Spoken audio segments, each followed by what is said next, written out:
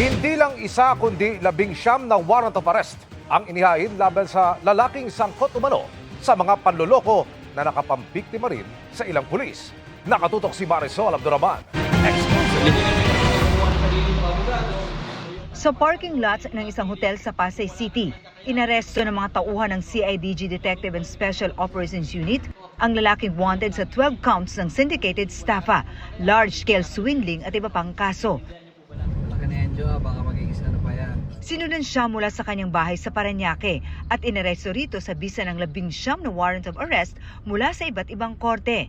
Ginamit niya yung cryptocurrency or Bitcoin para makapag-engganyo siya ng mga bibiktimahin niya. At may pangako na 20% in a matter of 6 months or 3 months na ibabalik po sa kanila yung 20% or madadagdagan ng 20% yung kanyang ininvest na pera. Kabilang sa mga nabiktima ay mga pulis. Inaakala po nila na talagang kikita po sila sa ganyang pag-i-invest. Only to find out later na ito pala isang scam. Nasa 300 million pesos ang nakuha umano ng suspect sa mga biktima. Ayon sa CIDG, hindi basta-basta naresto ang suspect. Ito ay kahit pa merong 19 na warrant of arrest na na-issue sa kanya. Meron daw kasi itong koneksyon o network sa iba't ibang ahensya ng gobyerno. Kabilang na nga riyan ang Law Enforcement Agency.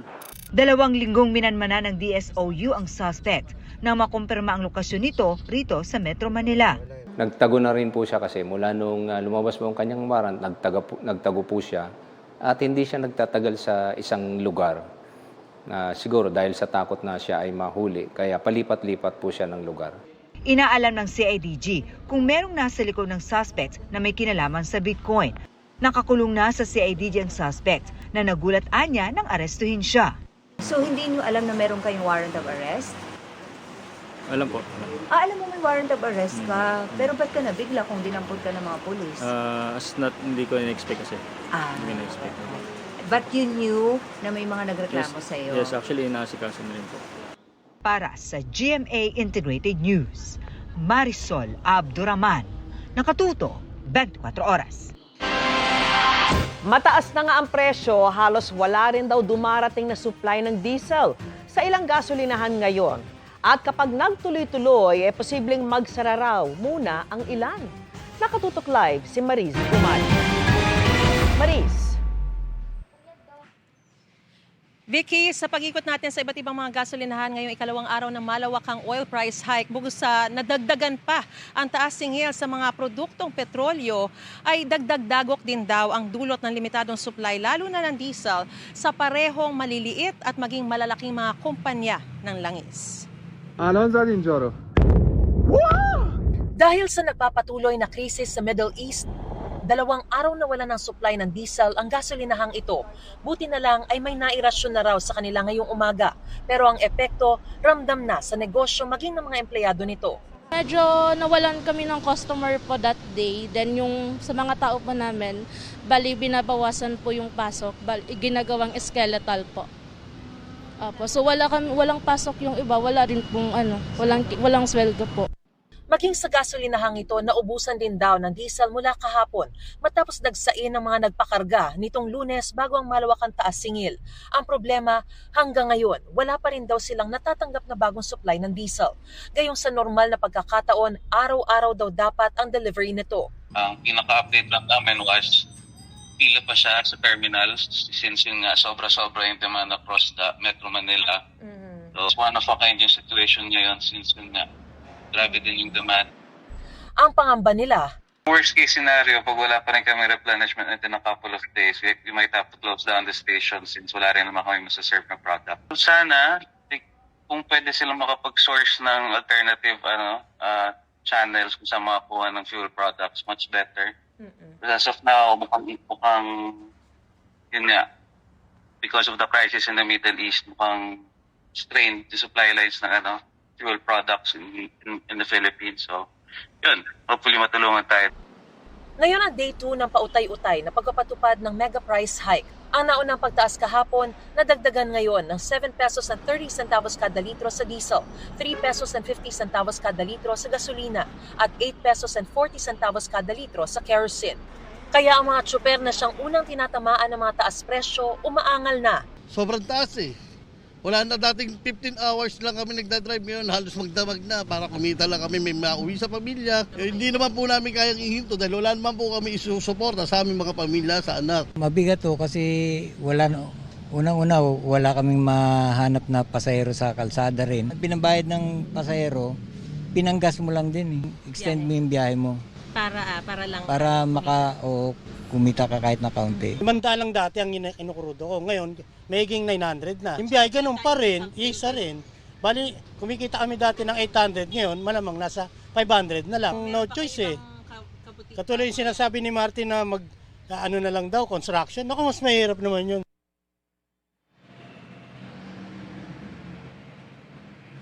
Vicky, ang magandang balita dito sa gasolinahan na kinaroroonan ko ay ngayon lamang may dumating ng truck na magre-replenish sa kanilang supply ng diesel. Pero abutin lamang daw yan ng ilang araw at kakailangan talaga nila ng tuloy-tuloy na supply. Kaya naman pakiusap ng mga lahat ng apektadong mga sektor sa pamahalaan, bagamat deregulated, ay sana raw gumawa ang pamahalaan ng paraan ng makahanap ng iba pang mapagkukunan ng mga produktong petrolyo para maibsan kahit papano ang pasakit na nadadala-dala sa ating mga kababayan. Vicky? Maraming salamat sa iyo, Mariz Umali. Bagaman hindi pa ramdam sa Pilipinas, bumagsak na ang presyo ng langis sa world market.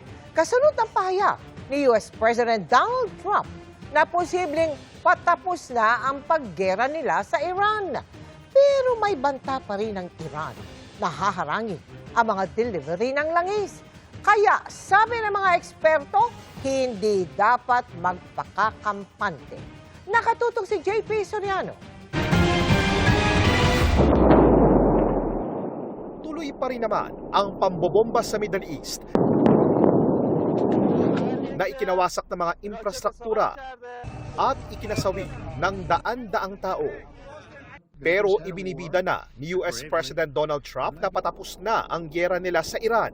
Very complete ang paglalarawan niya sa gyera sa panayam ng isang American TV network. Very soon naman ang paglalarawan niya sa hiwalay na pagharap sa media. So it's going to be finished pretty quickly. We've already won in many ways, but we haven't won enough. Kasunod na mga pahayag mula sa mahigit $100 kada barrel ay biglang bumagsak ang presyo ng krudo sa world market sa halos $90 kada barrel. Hindi pa yan ramdam sa presyohan sa Pilipinas dahil yung pagmahal sa world market noong nakaraang linggo pa ang sinasalamin ng mega oil price hike sa ngayon. Pero sabi ng ilang eksperto, makikinabang ang Pilipinas kung totoo ang sinabi ni Trump, hindi lang sa presyo ng langis. Sana nga matapos na dahil para magkaroon na o repatriate na at masiguro ang kaligtasan ng ating mga OFW. And at the same time, the rising prices of oil and gas because of this conflict.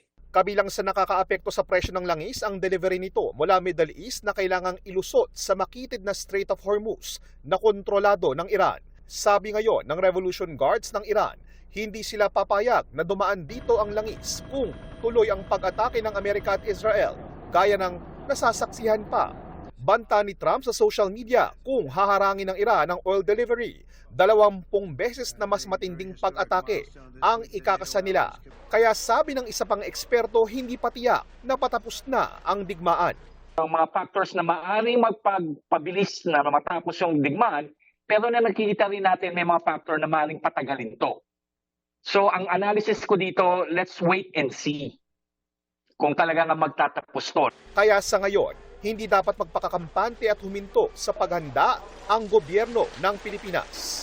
I don't think that the Philippine government should be lax. If we're gonna look at the pattern of how Trump is looking at the world, we can really see that sometimes he wants to dictate it on his own terms, but it doesn't always follow na that's the reality. At habang wala pa talagang katiyakan kung makakatotoong pahayag ni Trump, sabi ng mga eksperto dapat to talagang maghanda ang lahat. Hindi lang sa pagtaas ng presyo ng produktong petrolyo, pati sa pinangangambahang pangmatagalang epekto nito sa mga OFWs.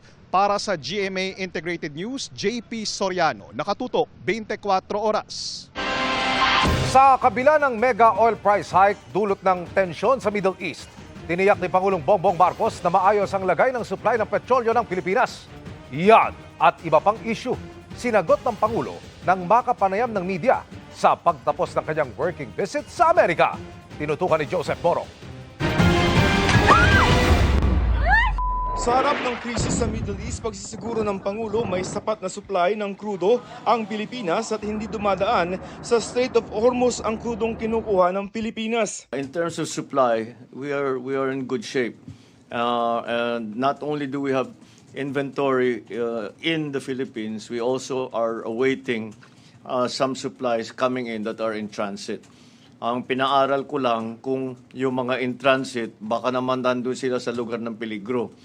So para maging accurate yung kalkulasyon natin. Pero hindi naman daw. Yung pagsara ng Strait of Hormuz, hindi kasama dun sa kalkulasyon so far. Hihintayin daw muna talaga ng Pangulo ang committee report ng Kongreso bago niya sertipikahan na urgent ang mga panukalang bigyan siya ng emergency powers para suspindihin o bawasan ang excise tax na sinisingil sa mga inaangkat na produktong petrolyo. Hiniling ng Pangulo sa Kongreso na kapag pumalo ng $80 kada bariles ang presyo ng krudo ay pwedeng gumamit ng emergency powers. Actually, I will declare it as urgent because there's no point declaring it as urgent before the committee report has been completed. What we asked of the legislature is really very simple, is that when the price of oil, at least this is the original version, when the price of oil has breached $80 per barrel on average for a month, then the emergency powers can be exercised. Does that mean that you will necessarily do it? But it can be exercised by the President. Yun lang ang hiningi. Sa talumpati niya sa harap ng special plenary session na inorganisa sa United Nations para sa kampanya ng Pilipinas para sa isang non-permanent seat sa UN Security Council, nanawagan ng Pangulo para sa kapayapaan sa gitnang silangan at sa iba pang lugar na may sigalot. We join calls for restraint, a de-escalation and cessation of hostilities, respect for international law, including the UN Charter and humanitarian law, and for all concerned to return to the negotiating table for peace. At sa kampanya para sa isang Security Council seat, sinabi ng Pangulo na handa raw ang Pilipinas na gampanan ang papel na ito, lalo pat matagal na ang kooperasyon ng Pilipinas sa United Nations. The Philippines stands ready once again to contribute, to help calm voices of division, provide a voice of balance, to shun ambition for service, and always as a voice for principled peace. I stand before you to humbly petition for your support for the Philippines. Sa pagkampanya ni Pangulong Bongbong Marcos para maging non-permanent member tayo ng UN Security Council, binigyan diin niya at halaga na simula ng buuin ang United Nations, isa tayo sa mga founding members ito, ay kutawang na ng UN ang Pilipinas. At kung papalarin at maging miyembro tayo ng Security Council, ay pagpapatuloy ng Pilipinas ang ganyang klaseng kooperasyon. Sabi ng Pangulo, kung ang matagal na relasyon ng Pilipinas at United Nations ang titingnan, ay magandang tsansa ng Pilipinas na makuha ang non-permanent seat para sa taong 2027 hanggang 2028. Ayon naman kay Foreign Affairs Secretary Teresa Lazaro, hindi naman nangangamba ang Pilipinas kung may issue ang bansa sa pagitan ng ilang bansa tulad ng China. How does China think of our campaign to be a member? May ano ba? Ano ba? It's a family of nations, so may mga perceptions sila, but this is the UN. So it depends who is going to support us. Kung may China ba, nag-object ba siya? You cannot object to election. Okay. Ayaw mo, magboboto. Gusto mo. 2/3 ng 193 na mga miyembro ng United Nations ang kailangan ng Pilipinas para maging non-permanent member ito ng UN Security Council. Sa June 3 ang magiging botohan para dyan. Ilang beses na naihalal na miyembro ng UN Security Council ang Pilipinas noong 1957, 1963, 1980 at 2004. Mula rito sa New York, para sa GMA Integrated News, Joseph Morong, nakatutok 24 oras. Bukas si Senate Blue Ribbon Committee Chairman Senador Ping Lacson na imbestigahan ang mga alegasyong naghatid ang 18 mga dating sundalo ng mali-malitang pera sa ilang mga opisyal. Pero yan daw ay kung aayusin ang kanilang salaysay dahil sa ngayon may mga butas daw ang kanilang kwento. Naunang kinwestiyon ni Senador Marcoleta si Lacson kung bakit hindi niya ito iniimbestigahan. At ito ay nauwi sa palitan ng patutsadahan ng dalawang senador sa iba't ibang issue. Nakatutok si Mav Gonzalez. Mula sa issue sa China, pag-iimbestiga sa flood control projects hanggang revelasyon ng mga umano'y ex-marine na naghatid ng male-maletang pera umano sa mga opisyal na gobyerno, mainit na pinagtatalunan ni Senador Ping Lacson at Rodante Marcoleta. Ngayon, may bago silang pasaring sa isa't isa. Enough is enough kasi sobra na eh. Namimihasa na. Ba't kaya kayo ang favorite niyang sisihin? Siguro mas pogi ako sa kanya. Reaksyon dito ni Marcoleta, Nakikita mo naman, di ba, kung sino? isang pinagtatalunan ng dalawang senador ang investigasyon ng Senate Blue Ribbon Committee sa maaanomalyang flood control projects. Giit kasi ni Marcoleta, ipatawag sa pagdinig ang 18 nagpakilalang dating tauhan ni dating Congressman Zaldico na nag-deliver umano ng male-maletang kickback sa ilang opisyal ng gobyerno. Sabi ni Lacson na chairman ng Blue Ribbon Committee, may mga butas ang affidavit o salaysay ng 18. Napaka-improbable, napaka-impossible na ma-accomplish yung deliveries nung ganong karaming pera. And, I have it on a good source na yung withdrawals during the period in question, sabihin natin 2022 hanggang 2025, ang biggest single withdrawal, 20 billion lang eh. Lahat ng sinabi ko ron na dapat puntahan niya, sapagkat yun ang sinabi niya, lahat ng ebidensyang kakailanganin, pupuntahan natin. Ang dami ko sinabi sa aking privilege. Kung sino-sino ang dapat napuntahan. Di ba? Hindi niya sinagot. Punto ni Lacson, kahit paanong kompyutan niya, hindi kayang i-deliver ang 805 billion na binabanggit nila. Pero kung magbibigay raw sila ng maayos at kapani-paniwalang affidavit, bukas daw si Lacson na ipatawag sila sa pagdinig. May invitation ko kay Atty. Baligod ayusin yung affidavit and come up with something na believable, then why not? Alam mo, hindi naman natin sabing walang deliveries. For sure, merong nangyaring deliveries. Pero wag nilang i-exaggerate kasi lalong walang mangyayari sa investigation kung guguluhin mo. Hirit pa ni Lacson, tila pinaparot lang ni Marcoleta ang posisyon ng China kaugnay sa West Philippine Sea. Yung kanyang pronouncements about China, about the West Philippine Sea, talagang swak na swak do sa website, official website ng Ministry of Foreign Affairs of the People's Republic of China. So what does that indicate or tell you? Di ba? Unsettling, to say the least, because this is national security that we're talking about. Sagot ni Marcoleta, kailan siya nagsabi ng pabor sa China? Sininiwala ka sa kanya? Kayo. Ano sinabi ko tungkol sa China? Paano ko dinepend ng China? You tell me. When? When? Tell me. Yung sinabi ko, pabor sa China? When? Dagdag niya, walang issue kung banatan din siya ni Lacson, pero dapat aniya, huwag ilihis ang issue. Sawang-sawa na ako sa hit na yan. Hindi na ako tinatablan yan. Para sa GMA Integrated News, Mav Gonzalez, nakatutok, 24 oras. Sa sobrang taas ngayon ng presyo ng gasolina, umigting ang mga panawagan para alisin o bawasan hindi lamang ang excise tax sa mga produktong petrolyo, kundi pati ang value-added tax o VAT. Yan at iba pang mga panukalang tinalakay ng mga mambabatas para maibsan ang pasanin ng publiko. Sa pagtutok ni Tina Panganiban Perez. Pumasa na sa House Committee on Ways and Means ang panukalang bigyang kapangyarihan ng Pangulo na suspindihin o bawasan ang excise tax sa mga produktong petrolyo para hindi masyadong tumaas ang presyo. Hirit naman ngayon ng isang kongresista, baka pwede ring suspindihin ang 12% value-added tax sa mga produktong petrolyo. Ang mas nagpapatindi po sa damdamin ng ating mga kababayan ay sobra-sobra at patong-patong yung mga pagbubuwis sa atin. I'm calling for not only the suspension but the total repeal of 12% VAT as well as excise taxes on oil.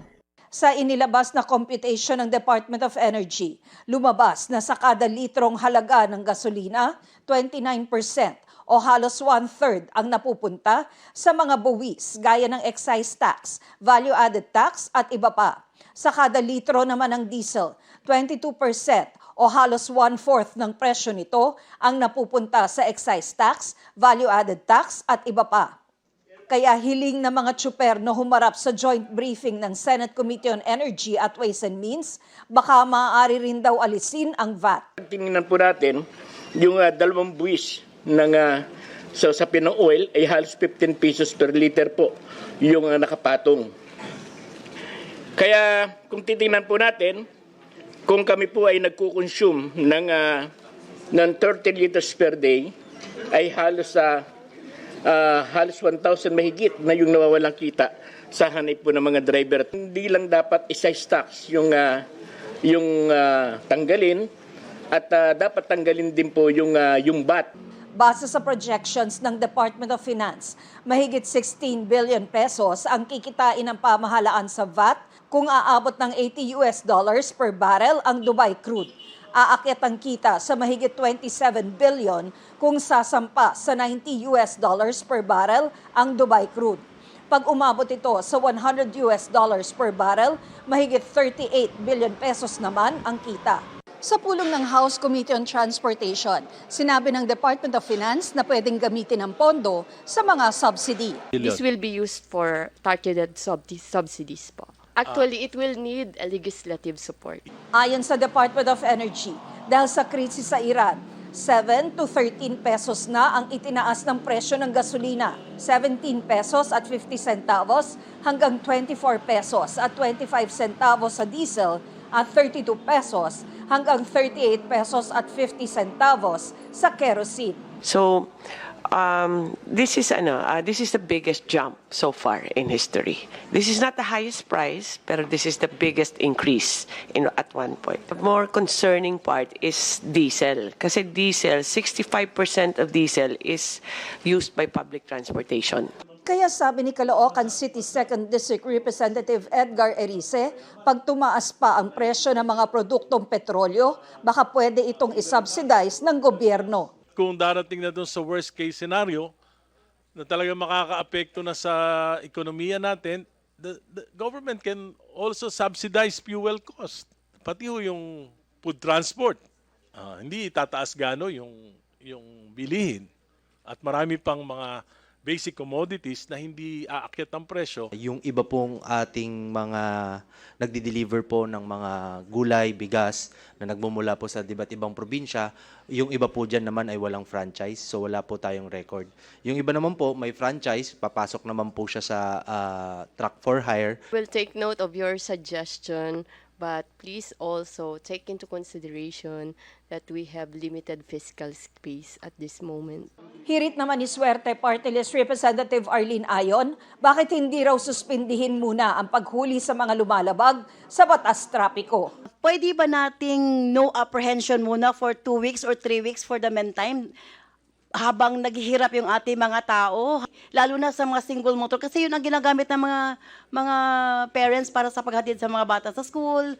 Bagay na inalmahan ng Land Transportation Office para sa kaligtasan sa kalye. Road safety po ito Yung mga ina-apprehend po namin, yung may mga violations. So kung magko-comply po yung mga kababayan po natin at hindi sila gumagawa po ng mga traffic violations, wala po silang problema sa amin sa LTO. Rekomendasyon naman ng Department of Trade and Industry, suspindihin muna pati ang government share sa port at cargo logistics at maglagay rin ng moratorium sa toll fee sa cargo at delivery vehicles. We recommend the temporary suspension of government shares on port and cargo logistics handling costs imposed by the Philippine Ports Authority, Cebu Ports Authority, and the Subic Bay Metropolitan Authority. And we also recommend the temporary moratorium on toll fee for cargo and delivery vehicles transporting basic necessities and prime commodities products traversing the major expressway. On enforcement, we will not hesitate to prosecute the profiteers. Ayon kay Cayetano, aprobado na in principle sa komite ang panukala at depende na lang sa pinal na bersyon kung suspensyon o bawas lang sa excise tax ang pwedeng gawin ng Pangulo. Para sa GMA Integrated News, Tina Panganiban Perez, nakatutok 24 oras.